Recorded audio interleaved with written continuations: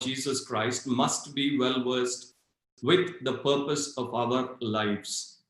You see, for example, if you buy a cross pen which is worth 1,000 rupees and it is studded with gold, but if it doesn't write, it has lost its purpose. That pen remains as a failure.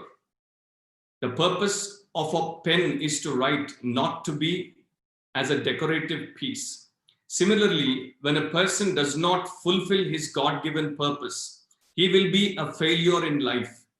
He may succeed in the eyes of the world, but in the sight of God, he is a miserable failure. Sadly, in today's Christianity, in most of the churches across the nations of the world, many Christians or so-called Christians do not know the purpose of their life, or worse, never tried to find out. Their only philosophy seems to be to eat, drink, and be merry. Now, as we have gathered around this subject, as we have come to, understand this topic from God's perspective, from the Word of God, let me ask you a question, my dear brothers and sisters who are today's, participants in the fellowship. Do you know what is the purpose of your life? I do not know when you have come to know the Lord Jesus Christ. I do not know how long it has been that you have become a believer, you have become a Christian, you're praying, you're reading the scripture, you're attending church, and you've become a part of the fellowship. But do you know the purpose of your life? Do you know the reason for which you exist? Or let me put it this way, what is the passion of your life for which you're breathing and living today? What is it? Have you ever sat down and thought about this? Because this is the most important thing. This is going to frame us. This is going to form our future. This is going to become as a foundation for each one of us on which we are going to build our lives. So what is the purpose of your life? Why are you existing? Is it for money? Or is it for a good job? Is it for prestige? Is it for popularity? Is it to enjoy all the pleasures the world has to offer? Is it to get married and settle down and have a wonderful family? Or is it to start a business and become a businessman? Is it for ministry that you have a goal to serve the Lord Jesus Christ? What is it? Because we must understand what is the purpose of our life. What do you want to achieve? What are your priorities? What is your first love? What is on the top of your wish list? What are you actually seeking? Where are you going? These are all the questions that come before us, and we must sincerely face them, because here we will see where exactly we stand when we are in a position to answer these questions. So the word drive means to guide, to control, to direct. Many people, knowingly or unknowingly, are driven by something, and mostly they are driven by the things of the world. They are driven by the things of the earth instead of being driven by God or driven by the things of God. 2 Corinthians chapter 4 and verse 18, the Apostle Paul talks about this, and he puts it in a very wonderful way. As we go through the message, I request that you also please turn your Bibles whenever I want you to turn to and look at some of the scriptures, because they are going to speak to us very, very powerfully. So I'm reading from 2 Corinthians chapter 4, verse 18. Paul is writing to the Corinthian church, and he says, while we do not look at the things which are seen, but at the things which are not seen. For the things which are seen are temporary, but the things which are not seen are eternal. Many people do not understand this divine principle. So though they have become Christians, but they still are attracted, or in other words, if I can say, they are captured by the things of the world rather than being captivated by the things of God. When he wrote to the Colossian church, the Apostle Paul in Colossians chapter 3 and verse 2, he admonishes them, he exhorts them, to set their hearts and minds on things above. So as believers in Christ, when we place our faith in him and begin to follow him, this takes precedence. I mean, you must be all out to find out the purpose of your life and then begin to fulfill it by the grace of God. And this is the most important thing most often many Christians miss. Years ago, when I was reading a book, I came across a quotation from one of the world-renowned management gurus. His name is Peter Drucker.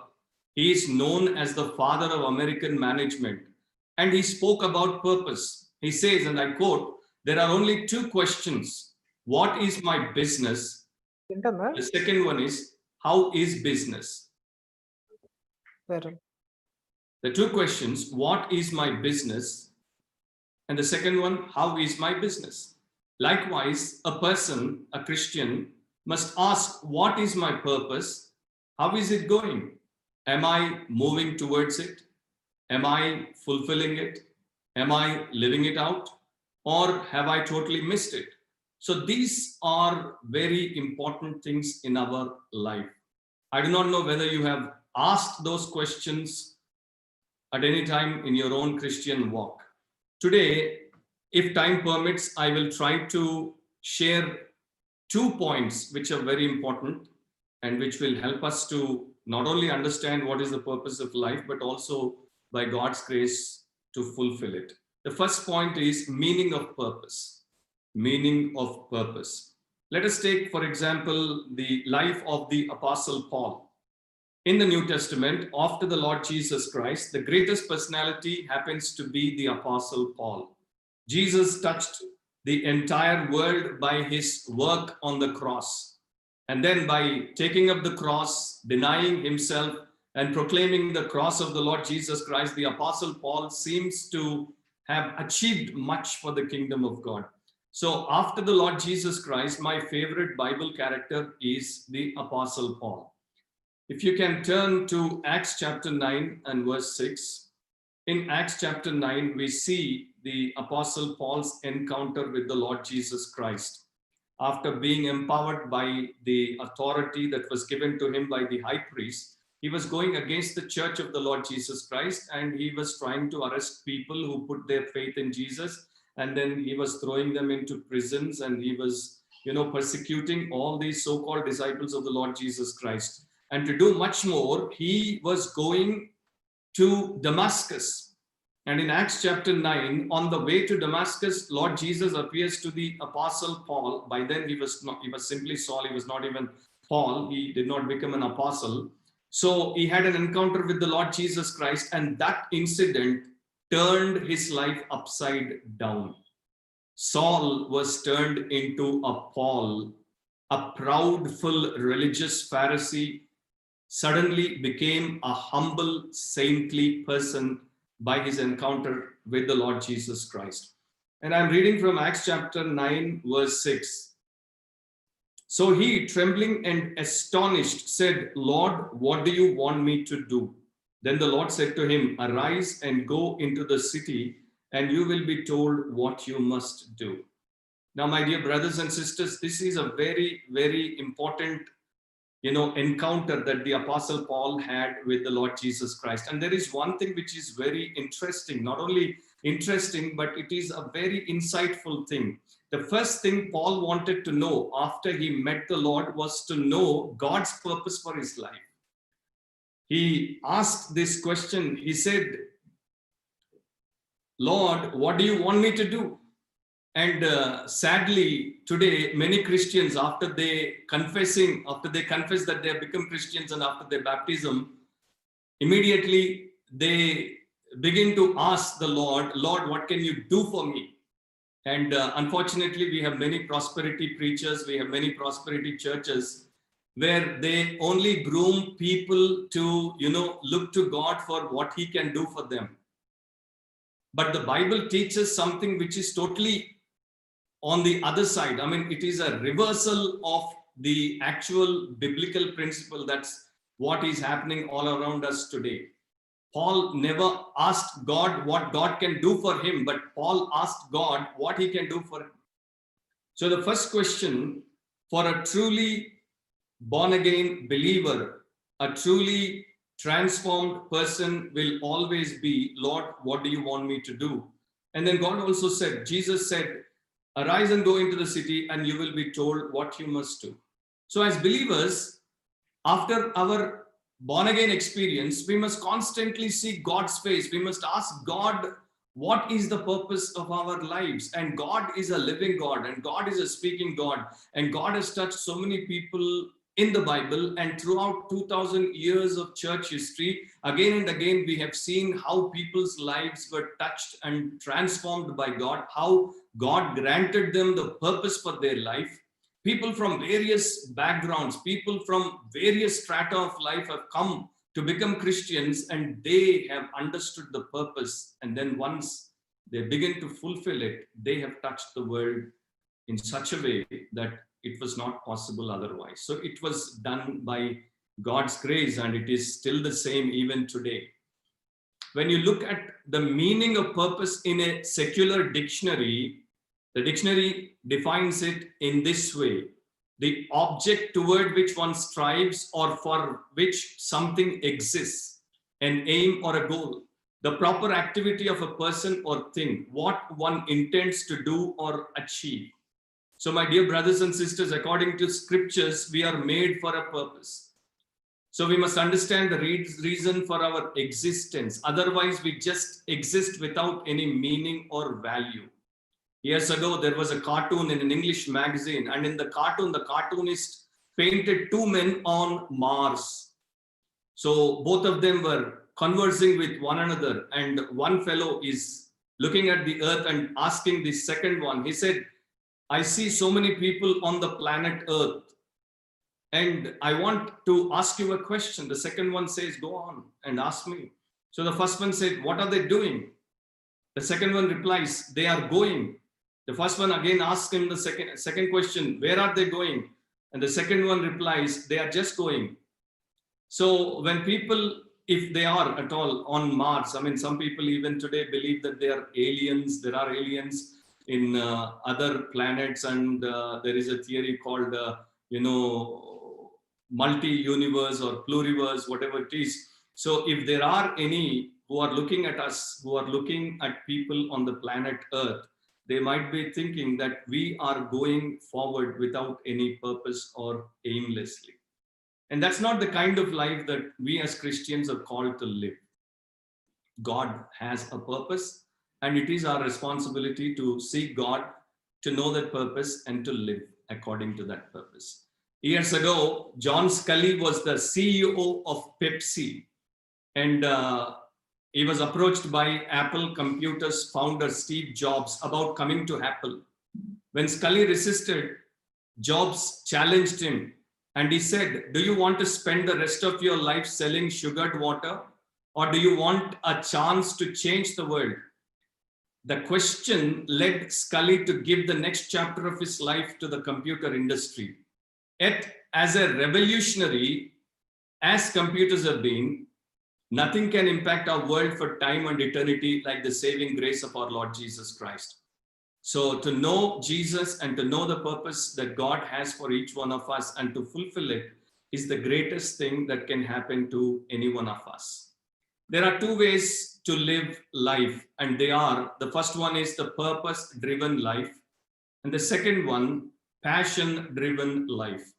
Majority live a passion-driven life, and a small minority who are true disciples of Christ, they live the real purpose-driven life.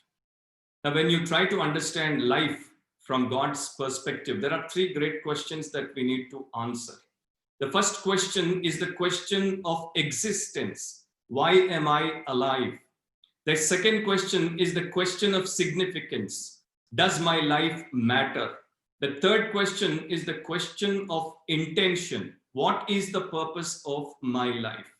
And every sensible person, every person must at some time or other sit down and ask these questions and try to answer them. It must be our top priority to know about the purpose of our own life. Otherwise, without our knowledge, years go by, life will about, and then one final day, we will cease to exist. Years ago, the great, Robert Bryan, he wrote in his book, and he just wrote a single line, but that made real sense. And I quote from his book, he says, the purpose of life is a life of purpose. This we must keep in mind. So today, as we try to understand the purpose of our life from a Christian perspective, we cannot get it from our parents. We cannot get it from our peers. We cannot get it from the culture. We cannot get it from our educational system. We cannot get it from within our own selves, but we need to get it from God. God is our creator. God is our redeemer. And when God made us, he made us with a great purpose. As we have read in Proverbs 16 verse 4, God made everything, not only human beings, every item that is created by the hand of God is made for its own purpose. There is nothing in the entire universe that is made without any purpose. So if God has taken so much interest, if God has taken so much trouble to make everything for its own purpose, and all of them serve him as their creator, as their sovereign master. And we human beings are the crown of creation. We are made in his image. We are made in the likeness of his own self. So it becomes more and more important for us to understand the purpose and do it. Thomas Carlyle, when he was writing about the purpose of life, he writes in this manner, and I quote from his book. He says, a man without a purpose is like a ship without a rudder, a waif, a nothing, a no man. Have a purpose in life, and having it, throw such strength of mind and muscle into your work as God has given you. That should be our mindset. Most often, even though we attend church every week or during the week too for Bible studies and prayer meetings and fasting prayers, most often it seems to me as majority of Christians go through a kind of a ritual instead of, they are living out their true and intimate relationship with their blessed Lord Jesus Christ. Every day, every moment for a true disciple of Jesus Christ matters the most. He breathes, and every breath he wants or she wants to count for eternity. That's the kind of life we as new creatures in Christ must be living. But unfortunately, in today's world, that is hard to find, and very few people seem to get it and live it actually in their own lives. The great philosopher Carl Jung puts it in a very blunt way. He says, when goal goes, meaning goes. When meaning goes, purpose goes. When purpose goes, life goes dead in our own hands. And that's what seems to happen to many, many so-called Christians. So if you look at the people, and if you look at great people who have made a name for themselves in the entire world, whether they are Christians or non-Christians, all of them could achieve so much only because they had a purpose. They set something as the purpose for their life, and that was the reason for which they could, bless the world in such a great manner. As I was preparing this message, I was remembering certain personalities who have contributed so much for us or for all these generations. Today, if we are living a luxurious or a pleasant or comfortable life, it is only because of their contributions. The purpose of Alexander Graham Bell was the invention of telephone. The purpose of Christopher Columbus was to explore new lands. The singular purpose of Alexander the Great was to conquer the world. Noah Webster's purpose was to create a dictionary that could that could be useful to people who would have a grip on English language. The purpose of Florence Nightingale was to start nursing for the sick, and especially for those who were, beaten in a battle. The purpose of Wright brothers was to invent airplane. And if you come to our own country, India, the purpose of Mohandas Karamchand Gandhi was to get independence for India at any cost. And the most important personality that we come across is the Lord Jesus Christ. And he himself said in Luke 19:10, the purpose or the mission for which the Son of Man has come into the world is to seek and save that which was lost. So you and I need to understand our purpose. Only after knowing our purpose, we will begin to live the life which Jesus promises in John 10:10, the abundant life which he spoke of. Today, you're all young people, you're all well educated, you're all well placed, because as I understand, you're coming from a software background. So you have formed a good fellowship, mind space fellowship. And I had this opportunity the other day to go through your previous meetings and the speakers that have ministered to you, whom you have invited. I was actually praising God because you have chosen good, godly men. Today, many are after celebrities, preachers who have become celebrities. They are not Christ-like, but they are just worldly, and they try to make fans for themselves instead of making followers for our Lord Jesus Christ. But I was glad to see that all the speakers that you have chosen to speak to your fellowship are godly men with sound knowledge of the scriptures, and they are truly doing ministry that is approved by God. That really made me, joyful. So, my dear brothers and sisters, I appreciate that you are on the right way. And if you understand the purpose of your life and then begin to fulfill it, you are going to be great contributors to the church and to the community in the days to come. I remember George Santayana's quote. He wrote, and I liked it, so I put it in my message. Let me quote it verbatim. He says, "Imagine people going to work day after day without knowing their company's business. Yet that's exactly what happens when church members don't know what their church is trying to do. You go to any mega church and you see thousands upon thousands attend those churches just like dumb sheep, without understanding who God is, without understanding what God's mission is, without understanding the kind of sacrifice that Jesus Christ has offered for them on the cross. They are simply there for their own selfish ends, and even the preachers are trying to, use these gullible people to meet their own selfish ends. And at the end of the day, all that they do in the name of Christ is gone down the drain. So this makes us more responsible, because at least few of us who understand the grace of God, who have truly experienced it in our own lives, we have a responsibility to know his purpose for our life and then fulfill it. Again, returning to the Apostle Paul's life, when he wrote to the Galatian church in Galatians chapter 1 verse 15, Paul says, and I'm reading it from Galatians 1 verse 15, he wrote, "But when it pleased God, who separated me from my mother's womb and called me through his grace," let me read verse 16 also, "to reveal his son in me that I might preach him among the Gentiles." So the Apostle Paul is talking about his own experience. He's testifying about his life in Christ. He says, "I was chosen by God. And then I was called by God." He was chosen by God when he was in his mother's womb. And then he was called by God at the right and appropriate time. Jesus knew that Paul is going to become his servant one day. And at the right appropriate time, Jesus touched his life, transformed him, and then made him as his servant, as his apostle. Not only was chosen, he was called, but he was consecrated. And then he was commissioned to fulfill the gospel. And he says, God revealed his son in me so that I would manifest, or I would proclaim the Son of God, the Savior of the world, to all the Gentiles. And if you read the apostles' life, or if you closely follow Paul's life and his ministry through the book of Acts and through the rest of the epistles of the New Testament, you will see that he was true to the purpose of God in his life. He never wavered from it. He never compromised from it, but he continually did what God wanted him to do. That really, really challenges us. What a way to live like that. The second thing that we are going to look at, the second point, is minding our purpose. After knowing the meaning of purpose, we should be minding our purpose.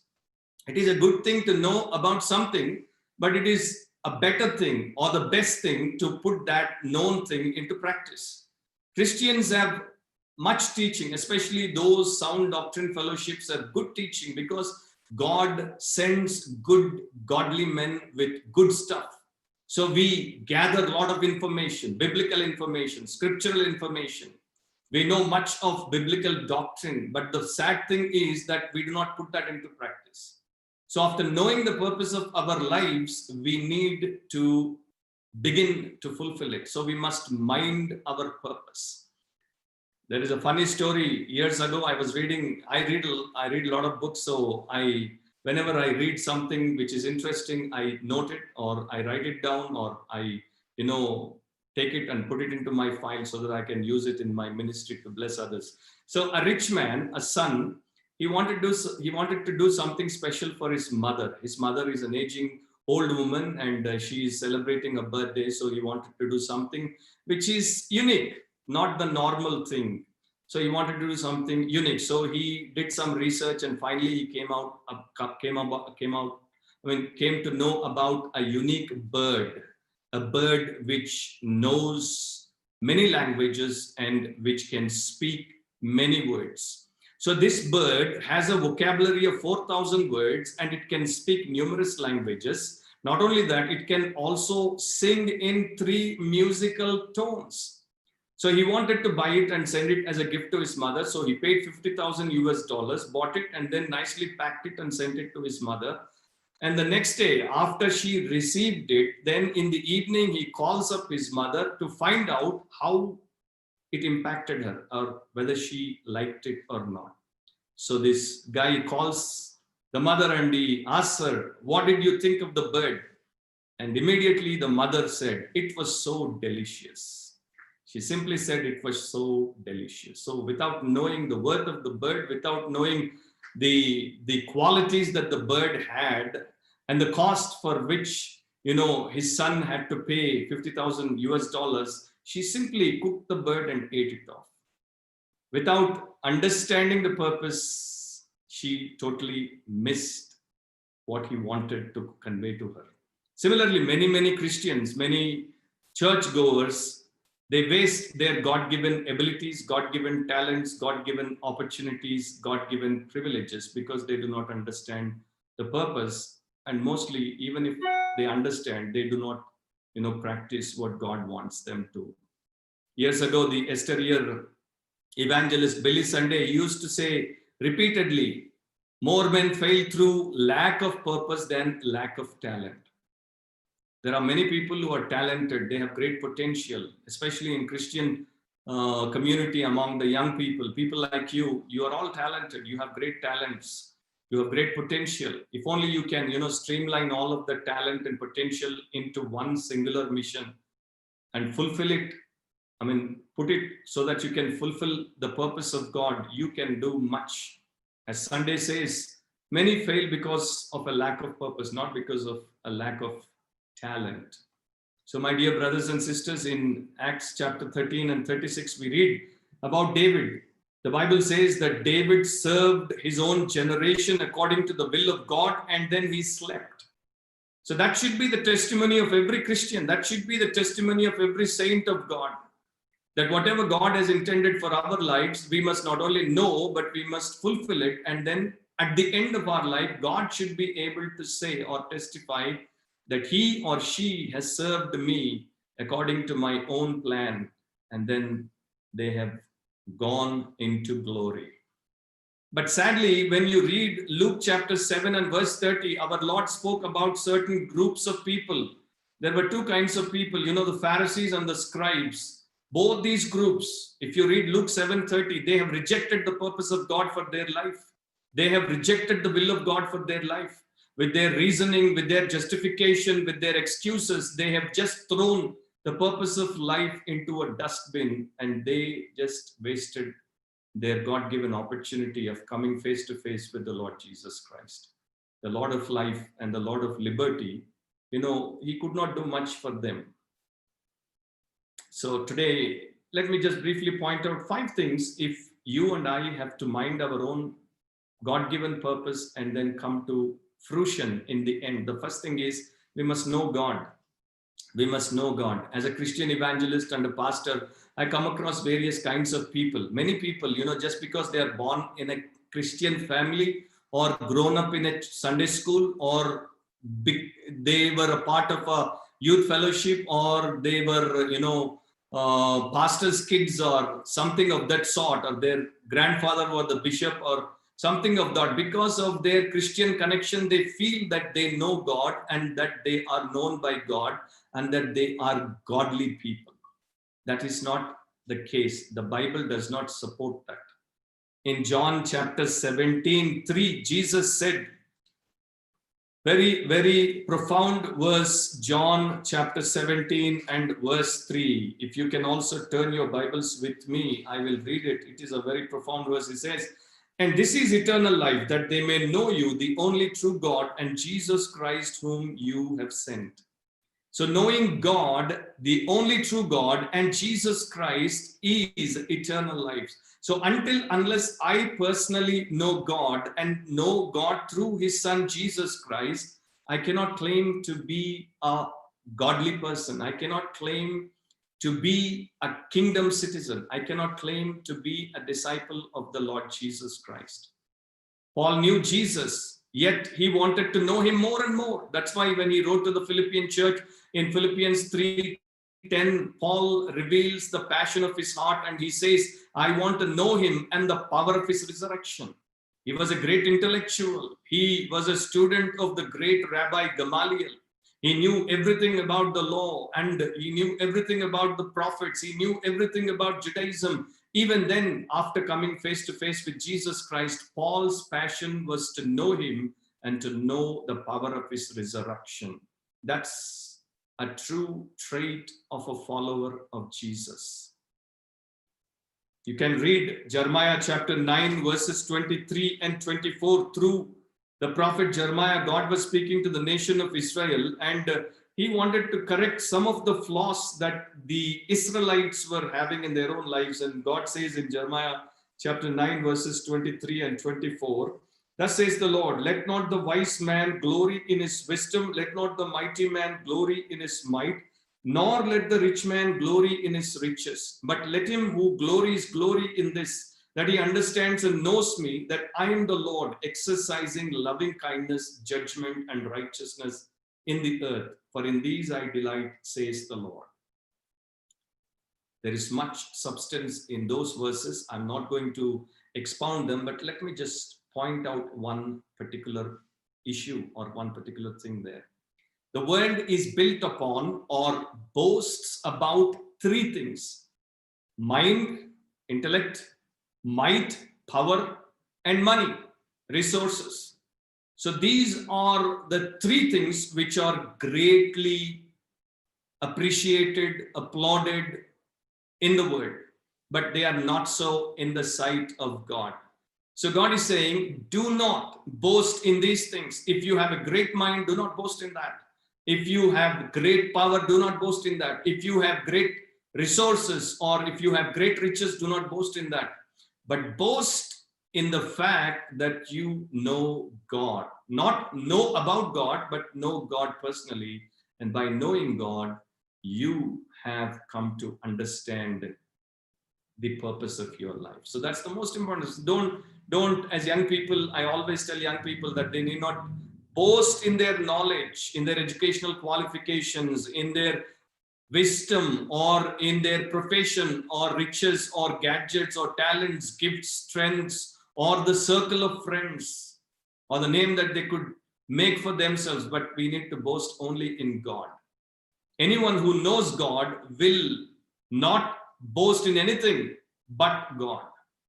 The fact that many people are not boasting in God, but boasting in all those little and cheap things that are here today and gone tomorrow, reveals the fact that they really do not know this great Lord God. Secondly, to mind our purpose, to fulfill it, we must love God. Now, simple logic is that a man or a woman, when they come to know this glorious God, when they know about the greatness and about the goodness and about the graciousness and about the glory of this God, they would be attracted to him and him alone. As a glowworm is attracted to the light, as a magnet, as an iron is attracted to the magnet, they cannot but be attracted to God. So it becomes quite normal that they begin to love him. In Matthew chapter 22 and verses 37, 38, you can read it later. A lawyer, a scribe, comes to Jesus Christ and asks him about one question. He says, what is the great commandment in the law? And Jesus speaks about the great commandment in the Old Testament. and he reiterates it. He says, love the Lord your God with all of your heart, with all of your mind, and with all of your strength. This is the first and the great commandment. So if at all, if you and I as God's people have to fulfill one commandment, that is loving our God. If we can love our God with all of ourselves, then we can do everything else. That's what Jesus meant when he spoke to his disciples in John chapter 14 and verse 15. He said, if you love me, you will obey my commandments. You see, my brothers and sisters, love is a verb. It's not simply a word, it's a verb. God so loved the world that he gave his only begotten son. So when God loved the world, he did something to manifest his love. He demonstrated his love. Romans 5 talks about the demonstration of God's love on the cross. So when I love Jesus, when you love Jesus, we demonstrate our love for him through a deed.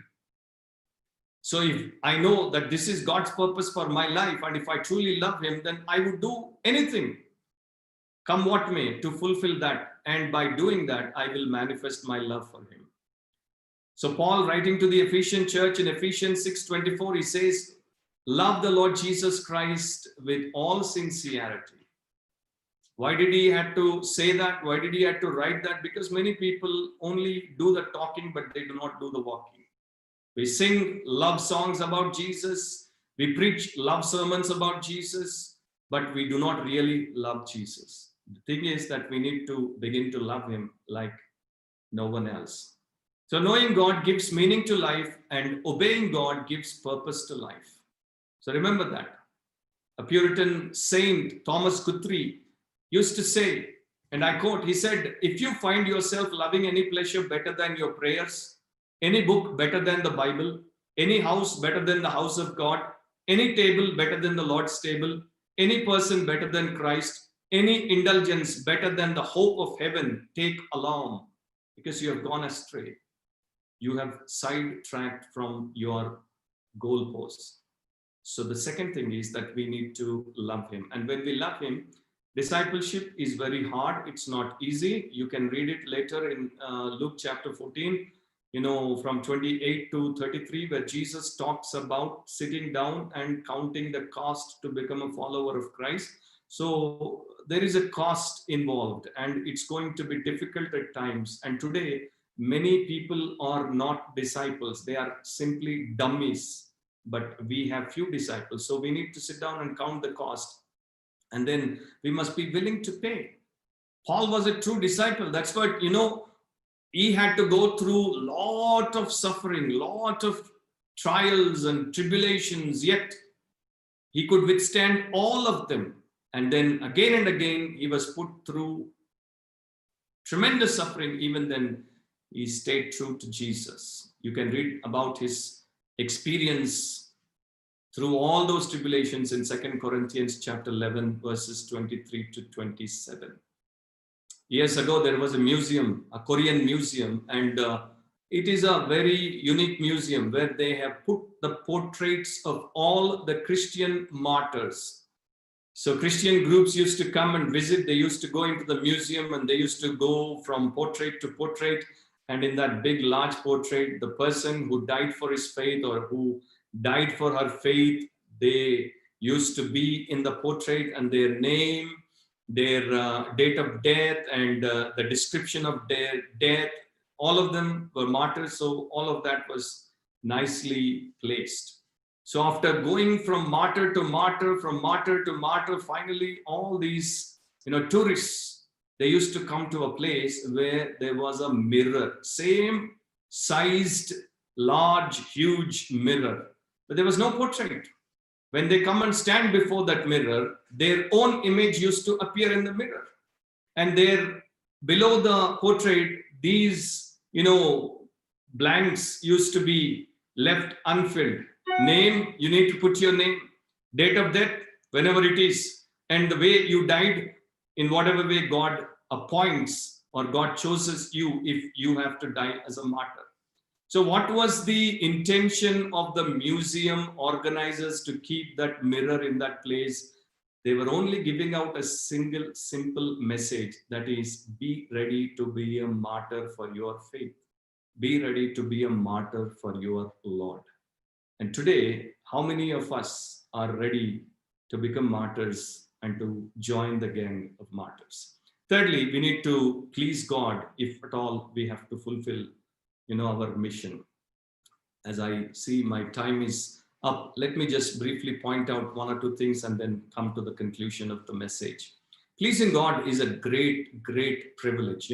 All along, before coming to Jesus Christ, we have pleased ourselves. But after coming to the Lord Jesus Christ, we need to please him. The first Adam pleased himself and displeased God. The second Adam displeased himself but pleased God. So as Christians, the main mark of a true Christian is he does not live for himself, she does not live for herself. They live to please God. Revelation 4:11 tells us that God created all of us for his own pleasure. So everything in the world is created for God's pleasure. That's why the Ephesian church members were exhorted by the Apostle Paul in Ephesians 5:10 to know and to understand what is pleasing in the sight of God, or in other words, what was acceptable to God. So every day as I pray, every day as I go through the scriptures, and every time I sit down to listen to a godly man from God, I must be very carefully following the messages so that I would understand what are the things that please him and what are the things that do not please him. So whatever does not please him will not be a part of my life, and whatever pleases the Lord, I will begin to make every effort to make that as a part of my life, and I live and exist to please him. So there are two ways that a man can live, a woman can live. Either he can live in a carnal way or he can live as a crucified person. And what is the most important thing that can please God? It is to become like Jesus. Romans 8:29, you can read it later. That is the ultimate purpose of God for every single Christian. God wants each one of us to become like Christ. Christ is our elder brother and Christ is our great example. He is our role model. So we need to fellowship with him every day and every week, every month, every year, and we need to become like him. That is the only goal that God has for each one of us. Just as Christ pleased the Father, according to Matthew 3:17, as you walk with Jesus, you begin to please the Father. And as Paul began his walk with Jesus, 2 Corinthians 5:9, he says, whether we are alive or dead, we live to please the Savior. That's the kind of life God wants us to have. Anthony D'Souza is a well-known management guru in Mumbai, in India. Years ago, when I was associated with Haggai Institute, he was one of our faculty. So he used to come to international Haggai meetings and he used to teach about leadership. So according to Anthony D'Souza, he talks about life's purposes and kinds of people and their accomplishments. So he specifies three kinds of people: winners, losers, drifters. Winners are people with goals and accomplishments. Losers are people who have goals but are not able to endure setbacks and so accept defeat. Drifters are people with no goals or direction. To which category do you belong? To which category do I belong? So my brother, my sister, how are you living your life? Are you living in such a way that God is pleased with your life? Some Christians, they are involved in a lot of activity. They have all these church activities, but even after, exhausting themselves, at the end of the day, God is not pleased. That is not the kind of Christianity, Jesus wants us to have. So we must have a genuine relationship with him, know him, love him, please him, and then the last 2 points, serve him and glorify him. I will just leave them for your own meditation and exposition of the scripture. But as I close my message, I remember Mary O'Connor's quotation. She wrote and she says, it's not so much how busy you are, but why you are busy. The bee is praised, the mosquito is swatted.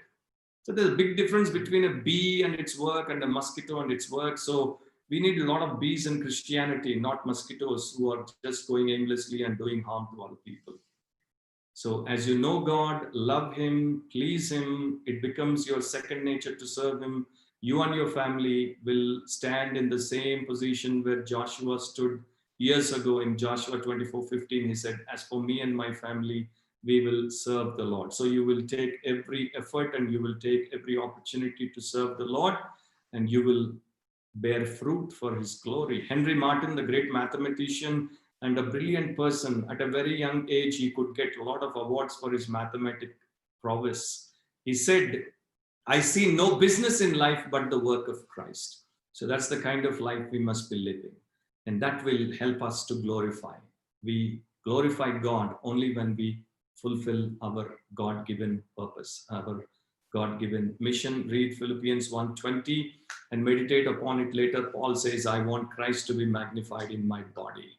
He wants Christ to be magnified in his everyday life, in whatever he does, his whole behavior, his lifestyle, his eating, his talking, his interaction, his profession. Every area of his life must bring glory to Jesus. That's the purpose that he set for his life and himself. And that's the kind of life we must have. So as we come to the close of this message, keep this in mind. There are two kinds of things that can trouble us. One is the illegitimate things. Illegitimate things can bind us. They can trap us and bind us. But there are the subtle danger is with the legitimate things. The legitimate things can blind us. These things will bind us. The illegitimate things will bind us, but the legitimate things can blind us. And when they blind us, we miss the purpose of God. Many good intentioned people, many wonderful so-called Christians have missed God's purpose for their lives because they were blinded by these legitimate things. So day after day, week after week, month after month, year after year, as long as God grants you life, energy, and a sound mind, know the purpose of your life and live for God's glory. And that's the only thing that we can do for all that Jesus has done for us. A young boy and his mother, they were shopping in a supermarket, and the boy was going from, this candy box to box, and he was unable to buy. He was unable to decide what to buy. So mother was waiting for him patiently, and after some time, she became irritant and she said, hurry up, spend your money and come fast. I'm waiting for you for so long. And the boy looked at his mother and said, Mom, I have only 1 penny and I have to be very careful how I spend it. My dear brother and sister, we have only one life. We do not have 10 lives. We have only one life, and we must be very careful and we must be very prayerful in how we spend it. So you have one life, spend it carefully, wisely, prayerfully, thoroughly, powerfully, meaningfully, joyfully, and fruitfully, so that God is glorified, others are blessed, and your life will count for eternity. Let's pray. My brother, my sister, if you have not come to know Jesus Christ as your personal Savior, if you have not yet placed your trust in Him, this is the right time for you to do that, because you do not know what will happen to you next moment. God never promises a tomorrow. God always says today is the day of salvation, and now is the time of repentance. Now is the time of redemption. So if you know about Jesus, and if you have been attending these fellowship meetings for some time, but you have never really trusted Jesus Christ as your personal Savior, and if you have never really, accepted that you're a sinner in the sight of God and have really repented of your sin and confessed it and forsaken it before God, you can do it today, and please do it today before you end this day. Because once a person dies without placing his or her faith in Jesus, if they die, they lose their God-given golden opportunity and they are lost for eternity. And no man, no woman should ever face that miserable thing. So place your trust in Christ. And all those who are believers, be passionate about your Lord Jesus Christ. Father, we thank you and praise you for this wonderful time. And especially I lift up all these young brothers and sisters before your throne of grace. Lord, I pray that you will continue to speak to them, walk with them, bless them. Let your Holy Spirit minister to them. And Lord, these are all wonderful young people. They have great potential. I pray that they would be captivated by your love and they would live for your glory. That each one would live the purpose for his life or her life that you have set for them in such a manner that you are pleased and they are blessed. Bless Mindspace Fellowship and the leaders, and let it grow. Let many, many others also become a part of it. Let many be saved and let many be shaped for eternity. In Jesus' precious name I pray. Amen. Amen. Thank you. Thanks a lot, Upendra Anna. You brought us a wonderful sermon, and it's really in our journey, actually, in our IT journey, actually, it really helped a lot. What's the purpose of our life, actually? It's really a meaningful session to our souls, and God spoken to everybody. I believe I really encouraged by the word, and thank you for your time. My pleasure. My pleasure. Yeah. And thank you for having me, brother. Yeah, thank you, brother. You have 5 to 10 minutes, right, brother? We have Yeah. Q&A session is there. Yes. The forum is open, actually. Brothers and sisters, you have any questions regarding the purpose of the life or any areas? So, brother Upendra will address the. Now the forum is open.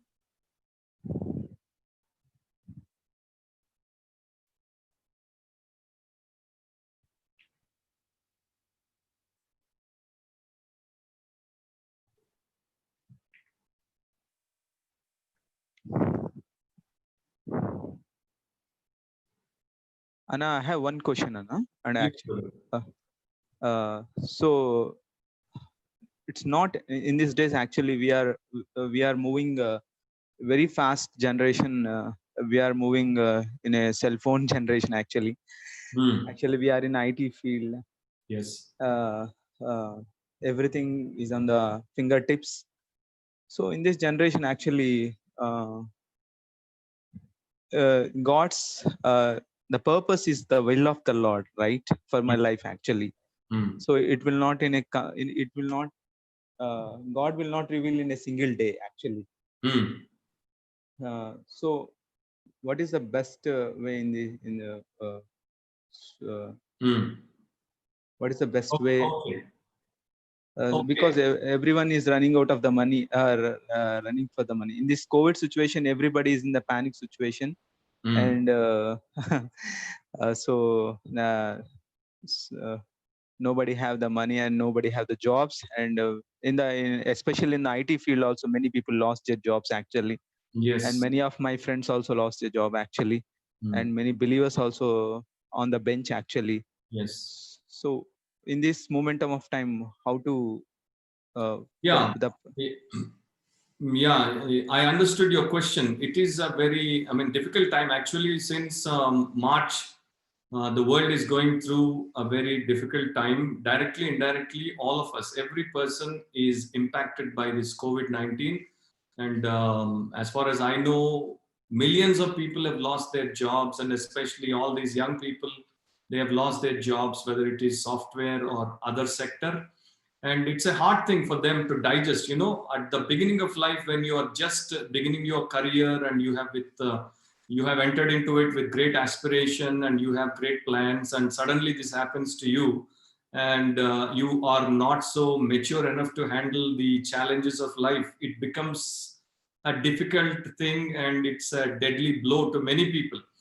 That's why God has made a wonderful arrangement for us. When we trust in Jesus Christ, He is not only simply saving us from eternal destruction. He is not just, saving us from that lake of fire, but He is with us as a great counselor. He is with us as a great comforter.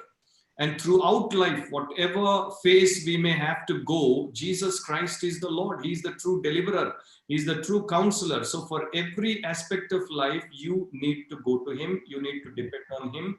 Seek His counsel, and God is all wise. So He is the only one who knows how to lead us and guide us through difficult times. So my humble suggestion is that all young brothers and sisters continually have a genuine relationship with Jesus, and that genuine relationship will help you to, make decisions, go forward in life. Read John 10:27. Jesus says, I know my sheep, they hear my voice, and they follow me. So once you have become a Christian, you deny yourself, you take up your cross, you begin to follow Him. This is for all of us, whether for an evangelist or a pastor or a missionary or a Bible teacher or a seminary president or a software personnel or a daily wager. This is, if you are a Christian, this is the same thing, same rule applies to all. So we deny ourselves, take up our cross, and we follow Jesus, and He will take us into abundant life. Whether it is cell phone generation or 5G generation or any generation, the biblical principles remain the same because God is same yesterday, today, and forever. He is the only one who is trustworthy, and He is the only one who has all power to help us. And I have seen in my own life, I also worked in a foreign exchange bank in Hong Kong, and after leaving my job, me and my wife, she used to work in an aviation sector. We both quit our jobs, and by faith we came to India 20 years ago. We just lived by faith. We trusted in Jesus, and He guided us. We had many challenges, but today I can say that He is truly trustworthy. Trust in Him. Have a wonderful, daily prayer and scripture time, which is meaningful. And then whatever God speaks to your heart, keep following. You will see He will lead you in an amazing way. Thank you. One more question is posted in the comment box, actually. One sister. Yes. Hello, Anna, praise the Lord. Thank you for the word. And what a person who never heard about the Jesus, what happens to his soul? Okay, that's a very good question, heaven? whoever it is, my young sister, God bless you. There are many people, in fact, if you look at the geographical map of the world, there are many nations where the gospel has not penetrated yet. But now, because of technology, because of people like you, and because of programs that you make, and the technology that you have brought into the world, the gospel of the Lord Jesus Christ is penetrating into areas where missionaries are not allowed, where the Bibles are not allowed, where preachers like us are not allowed. But the gospel is going into those areas in their own language because of technology. And we need to praise God for that. There are two ways. In two ways, God will hold a person accountable. One, a man or a woman will hear the gospel, and every time they have to, hear the gospel, they have to make a decision. Either they need to accept it or reject it. That's one kind. The second kind, people who never hear about Jesus, they do not have a chance of hearing the gospel in any way, but they live their life and they die. For them, Romans 1 and Romans 2 apply. Creation stands as a witness about the invisible qualities of God. So creation is speaking day after day that there is a creator, and you must understand His ways, you must know Him personally, and you must come to surrender your life to Him. Secondly, God put conscience in each and every person according to Romans 2. So even the most uncivilized people, even the remote tribal people, know within themselves, in their own conscience, what is good, what is not good, what is right, what is not right. So they are accountable on the basis of the knowledge that they have received from creation or from conscience. They will be held accountable. Rest of the people, on the basis of coming to hear the gospel of Christ, they will be held accountable. So three things: creation, conscience, and Christ. Thank you.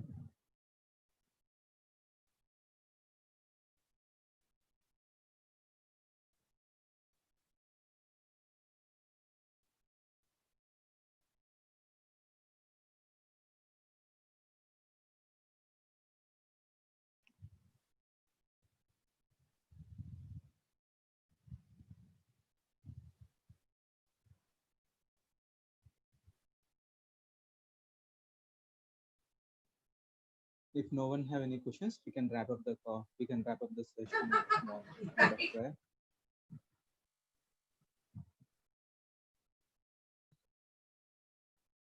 Sister Priyanka is in the call.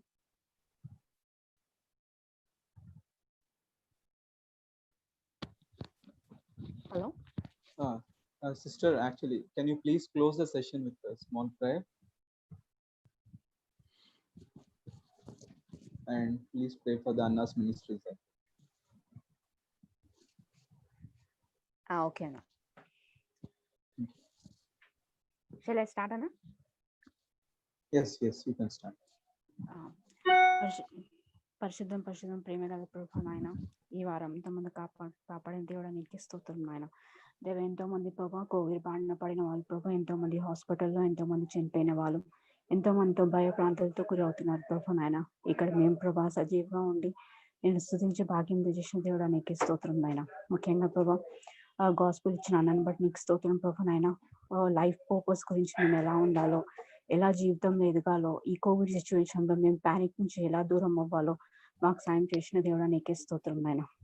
Participants ప్రతి ఒక్కరిని పేరు పేరు వరుసన దీవించి ఆశ్రయించిన వాళ్ళకు ప్రతి ఒక్క అవసరం తీర్చని పెట్టినాను ప్రభు నాయన.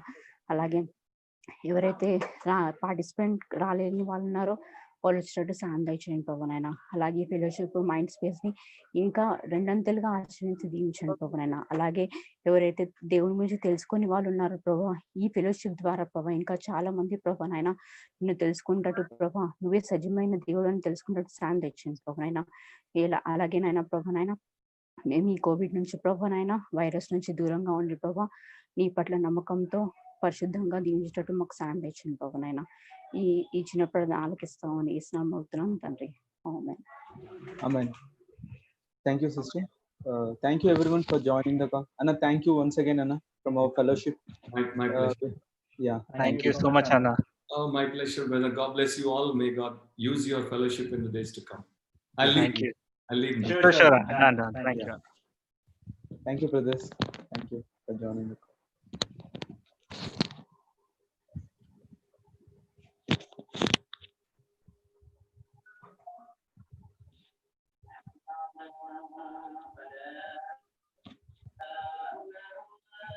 Hello, Anna. Srini Anna, please stay on the line. మన ముందు నరేంద్ర బ్రో ఉన్నారా? లేదు. యా ఇప్పుడే పవర్ వచ్చింది. ఎప్పుడు వచ్చింది బ్రదర్? మేము చూసాం మిమ్మల్ని. అదే మా మొబైల్ నుంచి రికార్డింగ్ కూడా పెట్టారు మీరు, చూసాం బ్రదర్ మేము. ఏంటిదన్నా? రికార్డ్ కూడా చేశారుగా? లేదు రికార్డ్ చేశారు ఎవరు? నేను చేశా. Oh great, good, very good, excellent. అన్న సో యూట్యూబ్ ఆఫ్ చేసేసాను. చేశాను, బట్ యాక్చువల్లీ తర్వాత చెప్తా. So we had a good session. Thank you everyone for joining. ఇంకేనా ఏమన్నా మాట్లాడుకుందా ఉందామా లేకుంటే ఏంటి disconnect? Yeah will let them yes Awareness fellowship. నేను మ్యూట్ లో ఉన్నానా? మ్యూట్ లో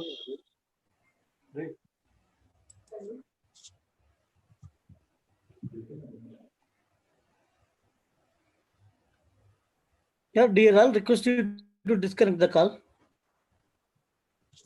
Except We can rejoin, Anna. Okay. I'm done waiting.